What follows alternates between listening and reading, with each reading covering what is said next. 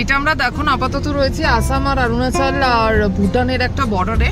ওই দিকটা যেটা আছে সেটা হচ্ছে ভুটান, আর আমরা পেছন দিকটা ছেড়ে এলাম অরুণাচল, ও সামনের দিকে ঢুকছি আসামে। আমাদের যাওয়ার জন্য এটা দিয়েছে, এই পেছন দিকটা হচ্ছে ইন্ডিয়া, সামনের দিকটা হচ্ছে ভুটান। আবার আমরা ঘুরে দেশে ফিরে এলাম, তো আবার আমরা ইন্ডিয়াতে ঢুকে যাচ্ছি। আমাদের আধ ঘন্টার একটা ভুটান সফর ছিল। Good morning, welcome to the হামতেন ফ্যামিলি। আবার সকাল সকাল এসে গেছি একটা চাকাচাক ব্লগ নিয়ে ফ্রম বমডিলা। কালকে সন্ধ্যেবেলা আমরা বমডিলাতেই স্টে দিয়ে দিয়েছিলাম, অ্যানি হোমস্টেতে। বেশ সুন্দর ছিল, ছোটোখাটোর মধ্যে, একদম ছিমছাম পরিষ্কার পরিচ্ছন্ন রুম ছিল, কোনো সমস্যা হয়নি। এখন 9:45 মতো বাজে, এখন আমরা বেরোবো। প্রথম আমরা মেবি যাবো বমডিলা আমাদের মনেস্ট্রিতে। মনেস্ট্রি হয়ে আমরা straight to Guwahati.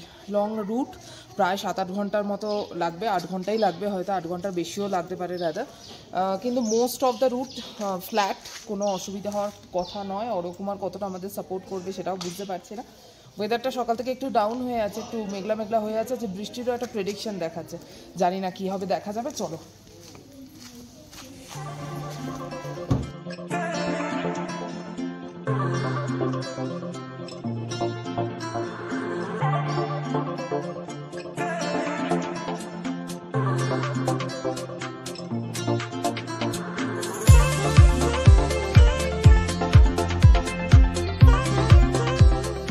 Just Bomdila যে মনেস্ট্রি আছে ওখানে এলাম। এটা হচ্ছে বমডিলা মনেস্ট্রি, এইটা হচ্ছে তার অ্যাডমিনিস্ট্রেটিভ অফিস, আর এখানে আছে ডান দিকে আছে গেস্ট হাউসটা।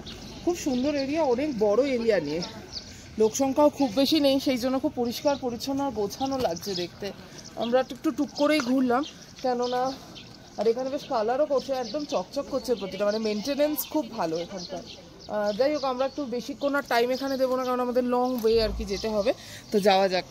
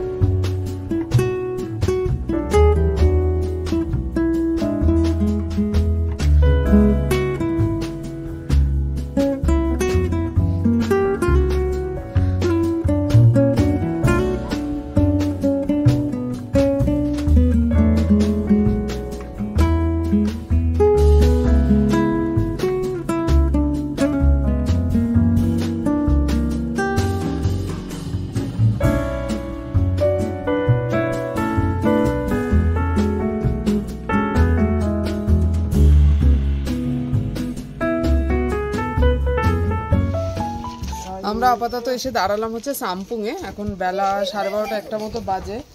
তো এখানে একটু চাটা খাবো। বাবা আমার ছোট একদম কচিটা একদম ফুল এনার্জিতে, যে এখানে একটু চাটা খাবো। আমাদের মুখ চোখের অবস্থা খুব খারাপ, অ্যাকচুয়ালি ট্রিপ শেষের পথে না আমাদের মুখ চোখের এরকমই একটা অবস্থা হয়ে যায়। এই ব্যাপারগুলোকে ইগনোর করে গুয়াহাটি ডিরেক্ট যাচ্ছি, তো বেশ সময় সাপেক্ষ ব্যাপার। দেখি একটু চা ফা খাই, কি পাওয়া যায় দেখি।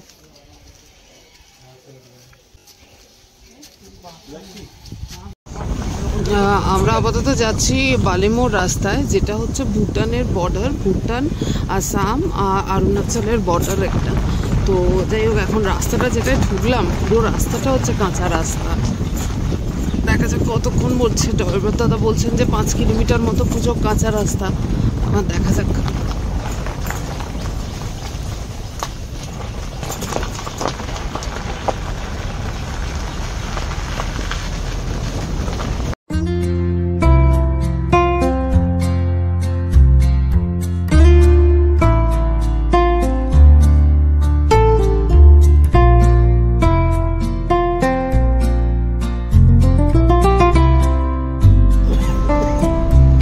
এখন আপাতত রয়েছে আসাম আর অরুণাচল আর ভুটানের একটা বর্ডারে। ওই দিকটা যেটা আছে সেটা হচ্ছে ভুটান, আর আমরা পেছন দিকটা ছেড়ে এলাম অরুণাচল, ও সামনের দিকে ঢুকছি আসামে। এই ব্রিজটা হচ্ছে মাঝখানে জয়েন্ট, তো আমরা আপাতত সামনের দিকে যাব।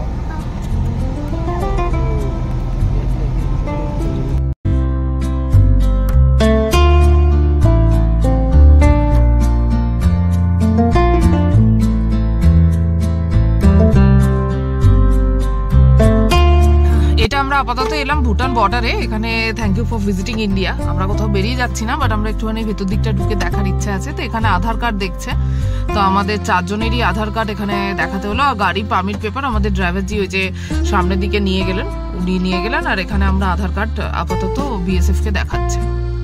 তো এবার আমরা সামনের দিকে একটু ভুটানে এন্টার করে দেখবো।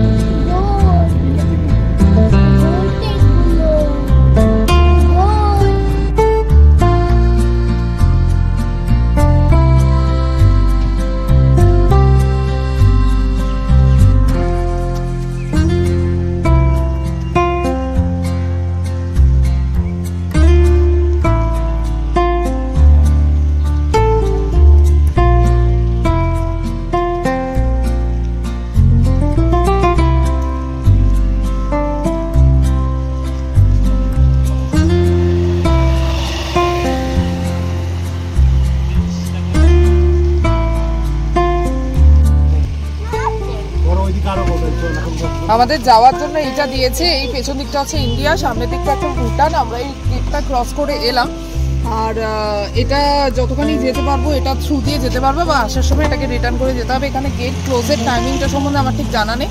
যাই হোক, আমরা বেশিক্ষণ না, 1/2 ঘন্টা ম্যাক্সিমাম আর কি যাবো, আবার আসবো।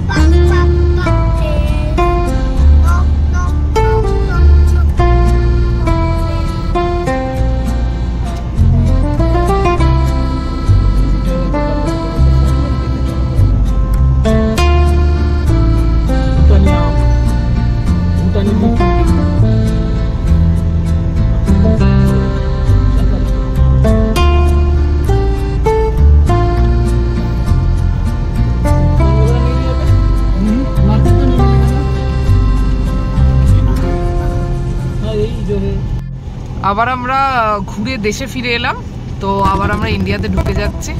আমাদের 1/2 ঘন্টার একটা ভুটান সফর ছিল, তো মোটামুটি ফাঁকা ফাঁকা রাস্তা দিয়ে ঘুরেছি। যতটুকু ঘুরেছি, যতটুকু তোমাদেরকে দেখানো পসিবল আমি ততটুকুই তুলেছি। ফাইনালি আমরা বেরিয়ে যাচ্ছি।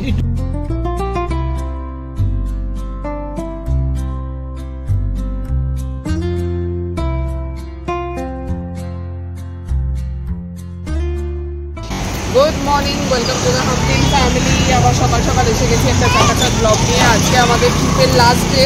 আমরা গুয়াহাটি থেকে এই হোটেলটা ছিলাম গ্রিন ভ্যালি, তো এখান থেকে আমরা বেরিয়ে যাচ্ছি। এখন সকাল 11টা মতো বাজে, আমাদের 3:20 ফ্লাইট আছে। তো অনেকক্ষণ থেকে আমরা ওলা উবের কিছু বুক করার চেষ্টা করছি, বাট কিচ্ছু পাওয়া যাচ্ছে না, কারণ পরশুদিন ইলেকশন, তার জন্য ম্যাক্সিমাম গাড়ি উঠে গেছে।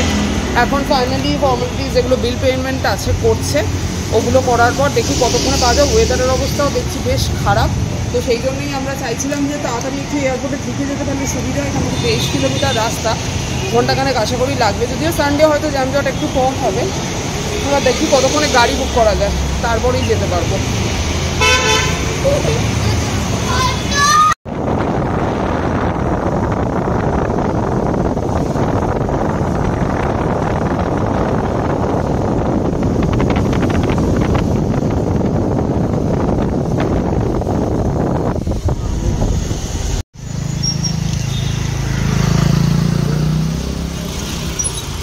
পৌঁছে গেলাম আমরা এয়ারপোর্টেতে অন টাইম, মোটামুটি এখনও ওই 12:30 মতো বাজে।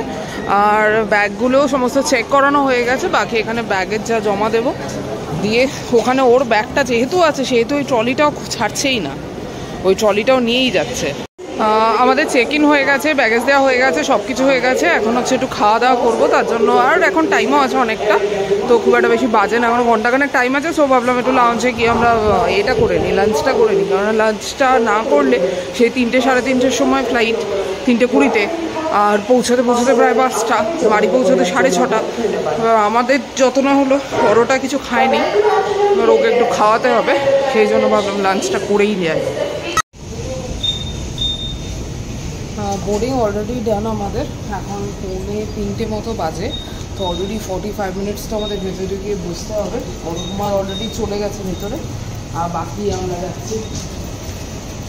ওকে, তো ভ্যাকেশন ইজ ওভার। হ্যাঁ, ভ্যাকেশন ইজ ওভার, আবার সে back to work, and definitely we will wait for the next trip and always waiting for the trip. অরুকুমার যাচ্ছে। ওয়েদার খুব খারাপ, প্রচন্ড বৃষ্টি হচ্ছে। অন টাইম দেখাচ্ছে আমি জানি না, ডুবিয়ে গরমে কি করবে।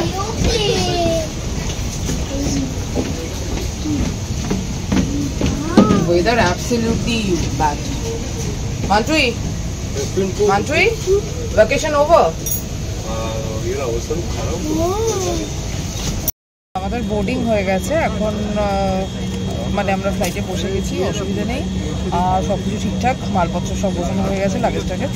এবার দেখি কতক্ষণে স্টার্ট করে। ওয়েদারটা এতটাই খারাপ, মানে ডিলে হওয়ার হাইলি একটা চান্সেস আছে। মামা হাই বলে দাও, বলে দাও রিচিং টু কলকাতা। কী খাবে ওটা তুমি? কি খাচ্ছ? কি খাচ্ছ?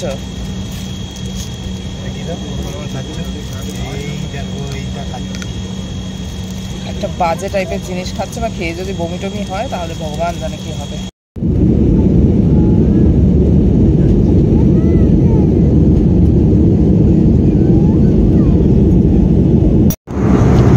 আমাদের ফ্লাইট টেক অফের পরে এমন টার্বুলেন্স হচ্ছিল, আমার তো অবস্থাই খারাপ হয়ে গেছে, আর অরুকুমার হয়তো খুবই, যাই হোক তারপর আমাদের একটু মিনিমাম ওই নর্মাল ফ্রুটস বলা ছিল, কারণ বিয়েতে দিদিদের সাথে ছিল, তো সেই ফ্রুটসগুলো এবার দিয়ে গেছে। এরকম বসে তরকারি খাই, জুস খেতে খেতে পৌঁছে যাবো। এখন কিন্তু ফ্লাইট ওরকম তো খুবই কাদা, কোনো অবস্থাই নেই। যাই হোক এখন ঠিক আছে, ওয়েদার তো মানে আমার মনে হচ্ছে ওয়েলকাম টু 50, তো মোটামুটি আমরা 0 থেকে একটা 40-45 ডিগ্রির টেম্পারেচারের দিকে এগিয়ে চলেছি। ওয়েদারটা ঝড় করে মানে বোঝাই যাচ্ছে কোন থেকে তো ওয়েদারটা চেঞ্জ হয়ে গেল। ঠিক আছে, নিজের জায়গা মেনে তো নিতেই হবে। আমরা ল্যান্ড করে গেছি অন টাইম, আমাদের বেল্ট নাম্বার 7-এ দিয়েছে লাগেজ। এখনও পর্যন্ত একটা ব্যাগও আসেনি, যদিও আমার একটা মানে হিস্ট্রি রয়েছে যে আমার ব্যাগ সব থেকে লাস্ট আসে, আর অরকুমার নিজের ব্যাগটাকেও দিয়ে দিয়েছে ওর মধ্যে হঠাৎ করে। সেটাকে এখন ওয়েট করছি আমরা কতক্ষণে ঘুরে আসবে, তারপরে গিয়ে আমরা ব্যাগটা তুলবো, তারপরে বাকি লাগেজ আসছে অরকুমারের ব্যাগ। 5টা বাজে এখন, আমরা পৌঁছে গেছি কলকাতা, গাড়িও পেয়ে গেছি, বুক করা হয়ে গেছে। জাস্ট মনে হলো মর্গের মধ্যে থেকে একটা মাইক্রোওভেনে এসে পৌঁছলাম। এখানে 38 টেম্পারেচার আপাতত দেখাচ্ছে, ফিলস লাইক 45 নিয়ার হবে। ভয়ঙ্কর গরম লাগছে, রোদ লাগছে, যাই হোক সেটা তো মেনে নেওয়ারই কথা, মেনে তো নিতেই হবে। 1 সপ্তাহের একটা ভ্যাকেশনে গেছিলাম, সেখানের ওয়েদারটা তো আর আমাদের জন্যই নয়। তো ঠিক আছে, আপাতত আমাদের ভ্যাকেশন ওভার। খুব সুন্দর কিছু মেমোরিজ নিয়ে আমরা একটা ছুটি কমপ্লিট করলাম, একটা জায়গাকে কমপ্লিট করলাম, সুন্দর জায়গা। সম্পূর্ণ ভিডিও তো তোমাদের সাথে শেয়ার করবো যতখানি আমি করতে পেরেছি অ্যারেঞ্জ। তো বাকি তোমাদের যদি ভালো লাগে প্লিজ লাইক করো, শেয়ার করো and do subscribe our channel. চলো এখনকার মতো বাই, দেখা হবে আবার পরে আবার একটা